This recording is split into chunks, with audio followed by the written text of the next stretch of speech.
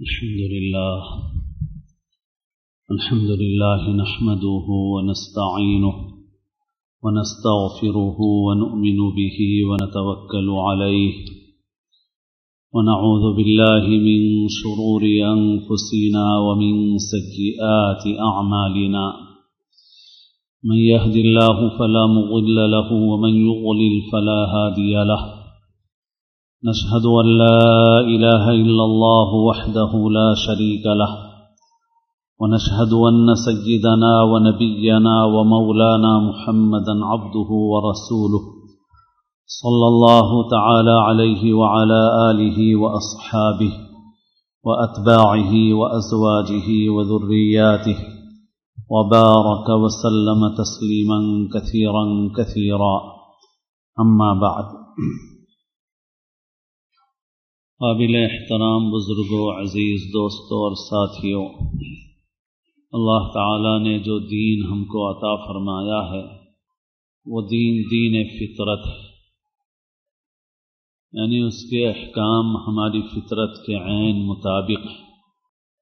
دین اور مذہب کے نام پر ہم کو ایسی چیزوں کا مکلف اور پابند نہیں کیا گیا جو ہماری فطرت کے خلاف ہوں، جن سے ہماری فطری ضرورتیں، خواہشیں پوری نہ ہوں، ایسا حکم ہم کو نہیں دیا گیا، بلکہ ہماری ضرورتوں اور خواہشوں کو پورا کرنے کا جو بہتر طریقہ ہے وہ دین کے ذریعے ہم کو سکھایا گیا کہ اپنی ضرورتوں کو اس بہتر طریقے سے پورا کرو، اپنی جائز خواہشات کو اس بہتر طریقے سے پورا کرو۔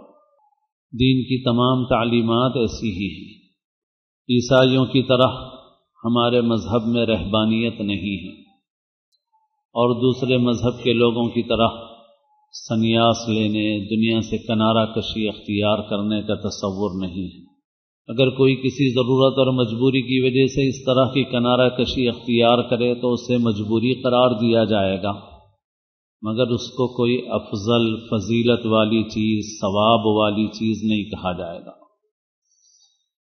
بلکہ فضیلت اور ثواب اس میں ہے کہ انسان لوگوں کے ساتھ رہے، لوگوں سے رشتہ رکھے، شادی کرے، بیوی بچوں کے ساتھ زندگی گزارے، اور زندگی کے کاروبار میں، کام کاج میں وہ شریک رہے، اور پھر اس کے ساتھ ہی ساتھ احکام خداوندی پر عمل پیرا رہے۔ عیسائیت میں رہبانیت ہے آج بھی، بہت سے پادری اور ننس ان کی ایسی ہیں جو یہ طے کرتی ہیں کہ ہم بغیر شادی کے زندگی گزاریں گے، لیکن آج کل اخبارات میں اور دوسرے ایسے پلیٹ فارموں پر رپورٹیں، خبریں شائع ہوتی رہتی ہیں، جس سے معلوم ہوتا ہے کہ وہ اس ارادے پر عمل پیرا نہیں ہو سکتے، اور بہت ساری ایسی خرابیاں، مسئلے سامنے آتے ہیں کہ جس کا خود ان لوگوں کو اعتراف ہے۔ ہمارے دین نے ہم کو ایسا نہیں کہا۔ ایک مرتبہ کچھ صحابہ حضور پاک صلی اللہ علیہ وسلم کے گھر پر حاضر ہوئے۔ آپ تشریف فرما نہیں تھے، ازواج مطہرات سے پردے سے انہوں نے حضور کے معمولات پوچھے، رات میں سونے کے متعلق، روزے کے متعلق اور دیگر گھریلو مصروفیات کے متعلق۔ تو ازواج مطہرات نے بتایا کہ حضور پاک صلی اللہ علیہ وسلم کبھی نفل روزے رکھتے ہیں اور کبھی چھوڑ بھی دیتے ہیں، آپ نفل روزوں کا اہتمام نہیں فرماتے۔ رات میں آپ عبادت بھی فرماتے ہیں اور کچھ وقت آرام بھی فرماتے ہیں، اور آپ صلی اللہ علیہ وسلم اپنی ازواج مطہرات کے پاس بھی آتے ہیں، اپنی بیویوں کے پاس بھی جایا کرتے ہیں۔ لیکن ان صحابہ نے گویا اسے اپنے حق میں کم سمجھا، اور یوں سمجھا کہ حضور کی شان تو اونچی ہے، باقی ہم لوگوں کے لیے اتنا کہاں سے کافی ہوگا، ہمیں اس سے زیادہ کرنا چاہیے۔ لہذا ان میں سے ایک نے اپنے ارادے کا اظہار کر دیا اسی مجلس میں کہ میں تو اب پوری رات نماز پڑھوں گا، آرام نہیں کروں گا۔ دوسرے نے کہا کہ میں ہمیشہ نفل روزے رکھوں گا اور روزہ نہیں چھوڑوں گا نفل کبھی۔ تیسرے نے کہا کہ میں اب عورتوں کے پاس نہیں جاؤں گا اور اس ازدواجی زندگی اپنی کے معمولات نہیں رکھوں گا۔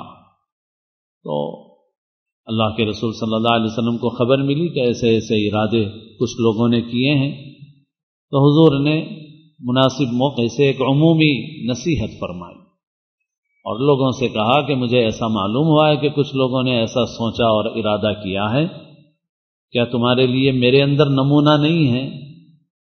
میں تم میں سب سے زیادہ اللہ کا علم اور اللہ کی معرفت رکھنے والا ہوں، اور میں تم میں سب سے زیادہ اللہ کی خشیت رکھنے والا ہوں۔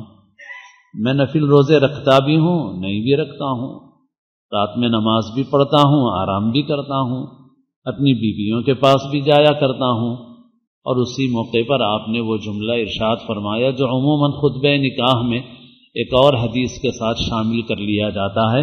آپ نے فرمایا من رغب عن سنتی فلیس منی، جو میرے طریقے سے منہ موڑے گا اس کا مجھ سے کوئی تعلق نہیں ہوگا۔ تو اللہ نے ہمیں حضور پاک صلی اللہ علیہ وسلم کے ذریعے سے زندگی گزارنے کا ایک ایسا پاکیزہ طریقہ دیا ہے جو افراط اور تفریط دونوں سے پاک ہے، معتدل ہے، جس کے اندر بیلنس ہے، توازن ہے۔ ایسا بھی نہیں کہ اللہ کا قرب حاصل کرنے کے لیے رشتے ناطے چھوڑ دو، دنیا ترک کر دو، اور ایسا بھی نہیں کہ اپنی ضرورتوں اور خواہشوں میں ایسے پڑ جاؤ کہ انسان کی سطح سے نیچے گر کے جانور بن جاؤ، جانوروں کی طرح اپنی ضرورتیں پوری کرو، اپنی خواہشیں پوری کرو۔ دونوں چیزوں سے منع کیا گیا، درمیان کا راستہ بتایا گیا۔ انسان ہو، انسان کی طرح زندگی گزارو، تم فرشتے نہیں بن سکتے، تم راہب نہیں بن سکتے، تم ان پابندیوں پہ قائم نہیں رہ سکتے، تمہاری فطری ضرورتیں ہیں، انسان بن کر رہو۔ پھر اللہ نے اس کے پاکیزہ طریقے ہم کو سکھائے۔ میاں بیوی کا رشتہ یہ ایک انسان کی لازمی ضرورت ہے، کیونکہ انسان جو زندگی گزارتا ہے وہ ایک سوسائٹی کی، سماج کی، فیملی کی، خاندان کی زندگی گزارتا ہے۔ یہ انسان کی خصوصیت ہے۔ اب خاندان وجود میں آتا ہی ہے میاں بیوی کے رشتے سے۔ گھر مکمل نہیں ہو سکتا جب تک کہ گھر میں عورت نہ ہو، عورت ہوگی تبھی گھر مکمل ہوگا، خاندان کی تکمیل ہوگی، ضرورتوں کی تکمیل ہوگی، گھر کا سکون ملے گا، اس کے بغیر نہیں ملے گا۔ اللہ نے اس کے لیے پاکیزہ طریقہ نکاح کا بتایا، اور بتایا کہ یہ نکاح کا رشتہ پاکیزہ مقصد اور نیت کے ساتھ اور مستقل رشتے کے جذبے سے قائم ہونا چاہیے۔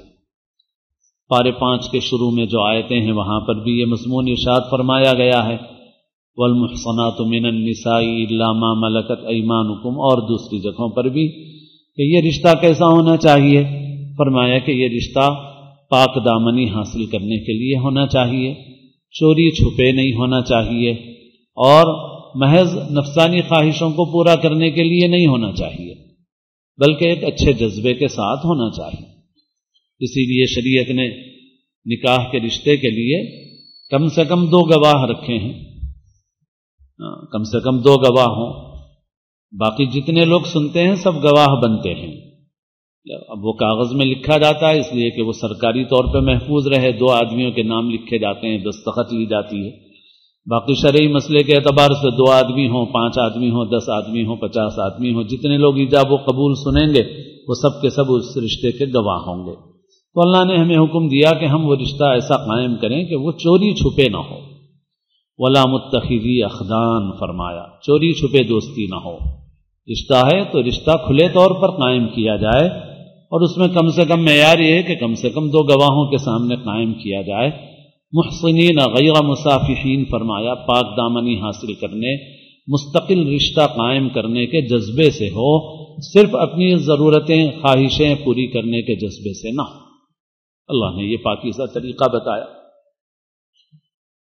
اب اس وقت دنیا میں صورتحال ایسی ہے کہ انسان کی سطح سے نیچے گر گیا۔ پوری دنیا میں دستور، قانون، آزادی کے نام پر ایسے قوانین بنائے جا رہے ہیں جس سے یہ توازن ختم ہو رہا ہے، اور انسان کی طرح زندگی گزارنے کے بجائے جانوروں والے راستے پر لگ گیا۔ اور اس طرح کی چیزوں کی ہمت افزائی کی جا رہی ہے. کوئی ڈے منایا جاتا ہے، اسی طرح کے کلچر کو فروغ دیا جا رہا ہے، قوانین بنائے جا رہے ہیں، غلط چیزوں کو صحیح قرار دیا جا رہا ہے، ناجائز چیزوں کو جواز فراہم کیا جا رہا ہے، اور یہ ایک عرصے سے ہو رہا ہے، اور اس کا ذریعہ تعلیم ہے خاص طور پر. اور اس وقت جو وسائل ابلاغ ہیں جن کو ہم لوگ میڈیا کہتے ہیں، بات پہنچانے کے ذرائع، چاہے وہ کاغذ کی شکل میں ہوں چاہے الیکٹرانک شکل میں ہوں، ان سب چیزوں کو استعمال کر کے اس غلط طرز زندگی کو، جو انسانی طرز زندگی نہیں ہے، جانوروں والا طرز زندگی ہے، اس کو عام کر دیا گیا. اس کی برائی دلوں سے نکال دی گئی ہے آہستہ آہستہ. فلمیں اس کے لیے کام کر رہی ہیں، ڈرامے اس کے لیے کام کر رہے ہیں، اور آزادی کے نام پر، فرد کی آزادی کے نام پر ایسی چیزوں کو کی ہمت افزائی کی جا رہی ہے. اور نتیجہ یہ ہے کہ ہمارے پڑوس میں ملک ایک جو مسلمانوں کے نام پر بنا ہے، اس میں بھی عورتیں یہ کہتی ہیں کہ صاحب ہمارا جسم ہے، ہماری مرضی ہے. نعوذ باللہ، کیا کوئی مسلمان ایسا بول سکتا ہے، ایسا سوچ سکتا ہے؟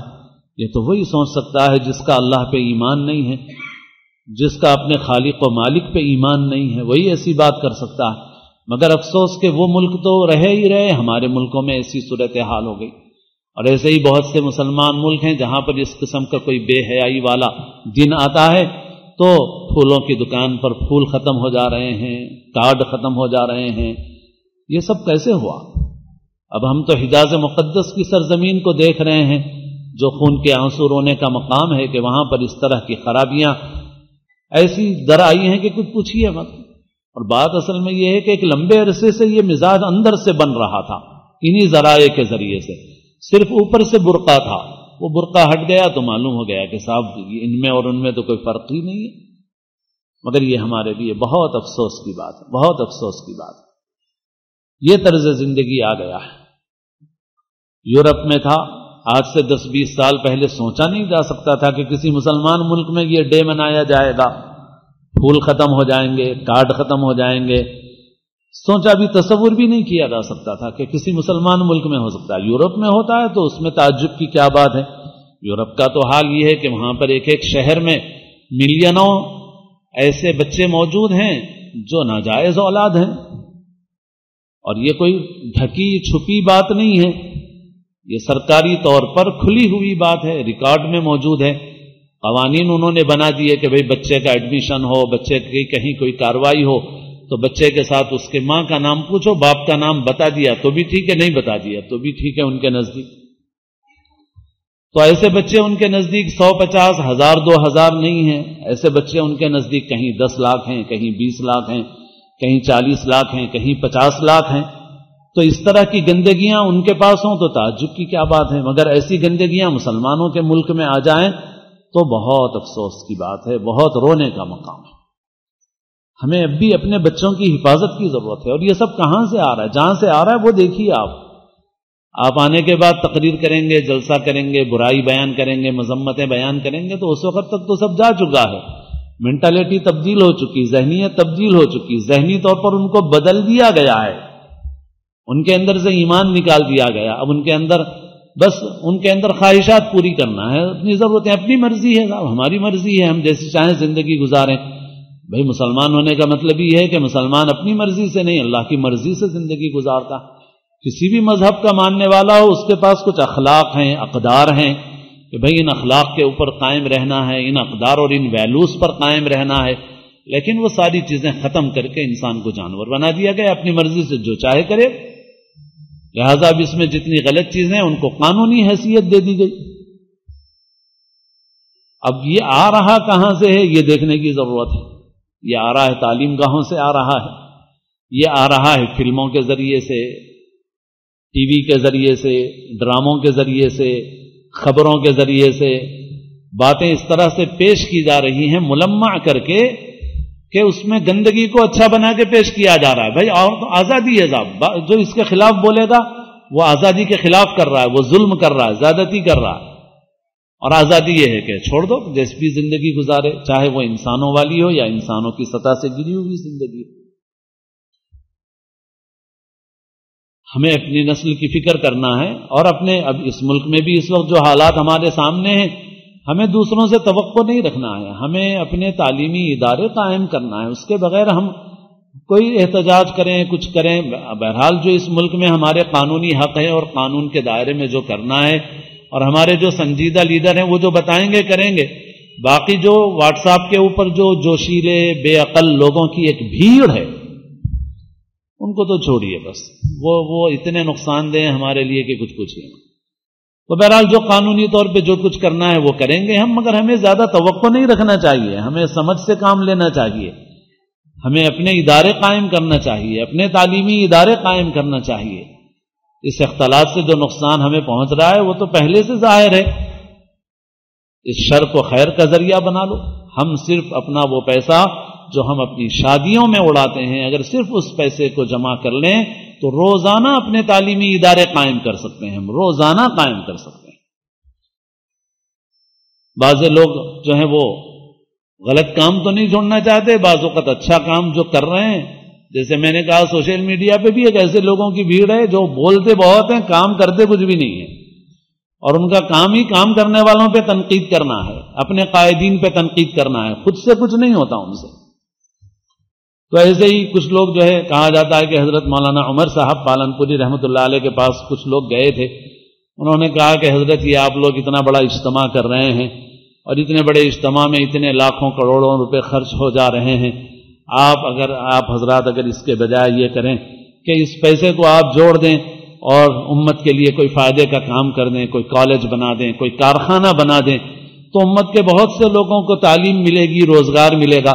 تو حضرت مولانا عمر صاحب پالنپوری رحمۃ اللہ علیہ نے ان سے فرمایا کہ بہت آپ لوگوں کا جذبہ بہت اچھا ہے اور بہت فکر آپ لوگوں کی اچھی ہے، مگر میری بھی ایک درخواست اور تجویز ہے کہ روزانہ امت حضور کی سنت کو ذبح کرنے کے لیے جو شیونگ پہ پیسہ خرچ کرتی ہے، اگر صرف روزانہ اتنے پیسے کو امت جمع کر لے تو ہر روز کالج قائم ہو جائیں گے اور ہر روز کارخانے قائم ہو جائیں گے۔ ہے نہیں حقیقت؟ حضرت نے فرمایا کہ حضور کی سنت کو ذبح کرنے، شیونگ کرنے کے لیے روزانہ جو خرچ کر رہی ہے امت، اگر صرف اس پیسے کو روزانہ جمع کر لے تو روزانہ کارخانے قائم ہو جائیں، روزانہ کالج کھل جائیں۔ تو حضرت نے تو ایک چھوٹا سا خرچہ بتایا، ہم تو اس سے بڑے بڑے ان شادیوں میں اور پتہ نہیں کن کن چیزوں میں خرچ کر رہے ہیں۔ ہم صرف اس پیسے کو جوڑ لیں تو ہم بہت کچھ کر سکتے ہیں، تعمیری کام کر سکتے ہیں، اور ہمیں دوسروں سے توقع کی کوئی ضرورت نہیں ہے، فضول ہے، بیکار ہے، اس میں اپنا وقت، اپنی انرجی، اپنی توانائی ضائع کر رہے ہیں۔ ہم جو کر سکتے ہیں وہ کریں، اور پھر اپنے معاشرے کی حفاظت کے لیے نکاح میں بھی جلدی اور نکاح کو آسان بنانے کا اہتمام کرنا چاہیے۔ رسول اللہ صلی اللہ علیہ وسلم نے ارشاد فرمایا کہ 3 چیزیں ہیں، ان میں دیر مت کرو۔ فرض نماز کا جب وقت آ جائے تو فرض نماز کو اپنے وقت سے مؤخر مت کرو، جنازہ جب تیار ہو جائے تو جنازے کی نماز ادا کرنے میں تاخیر مت کرو، اور تیسری چیز جو آپ نے فرمائی جو اس موضوع سے متعلق ہے وہ یہ ہے کہ جب بے نکاح کو مناسب رشتہ مہیا ہو جائے پھر اس کے نکاح میں تاخیر مت کرو۔ یہ اللہ کے رسول صلی اللہ علیہ وسلم نے فرمایا۔ شریعت کی تعلیم ایسی ہی ہے۔ ہمارے معاشرے میں بہت سی خرابیوں کی وجہ یہ ہے کہ کچھ لوگ تو مجبور ہیں، واقعتاً نہیں ہو پا رہا ہے رشتہ، لیکن کچھ لوگ مجبور نہیں ہیں، وہ اپنے مختلف معیارات کی وجہ سے، شادی اس معیار کی ہو، نوکری اس معیار کی ہو، آمدنی اس معیار کی ہو، اس کے لیے تاخیر کر رہے ہیں، اور اتنی تاخیر کر رہے ہیں کہ خرابیاں پیدا ہو جا رہی ہیں بہت اس کے اندر۔ گجرات کے علاقے میں ایک ساتھی کا وہاں جانا ہوا، معلوم ہوا کہ تاجر لوگ ہیں، مالدار ہیں، اداروں کو خوب دیتے ہیں، مگر شادیاں صرف 500,000 روپے میں ہو جاتی ہیں ان کے پاس، اور ان کے پاس کسی لڑکی کی عمر 17 سے بڑھ کے اگر 19 ہو جائے اور کسی لڑکے کی عمر جو ہے وہ 20-21 ہو جائے اور پھر اس کی شادی نہ ہو تو ان کے نزدیک بہت تعجب کی چیز ہے، وہ ایسی نظر سے دیکھتے ہیں کہ گویا کوئی عیب ہے اس کے اندر، کیا بات ہے آخر کہ اتنی عمر ہو گئی اور اب تک شادی نہیں ہوئی، یہ تصور۔ تو ان لوگوں کی ایک مزاج ہے اور اس کی وجہ سے وہ بڑی حفاظت کر لیتے ہیں اپنے بچوں کی۔ تو بہرحال نکاح کو آسان کیا جائے اور معاشرے کو پاکیزہ بنایا جائے، اپنے بچوں کی، خاص طور پر بچیوں کی تعلیم و تربیت پر توجہ دی جائے۔ اللہ تعالی ہم سب کو اپنے دین کا صحیح علم صحیح سمجھ نصیب فرمائے اور عمل کی توفیق نصیب فرمائے. اللہ تعالیٰ اس امت کی ہر طرح سے حفاظت فرمائے. اللہ تعالیٰ ہم سب کو اسلام کی زندگی اور اپنے اپنے وقت پر حسن خاتمہ نصیب فرمائے، سنتیں ادا فرمائے.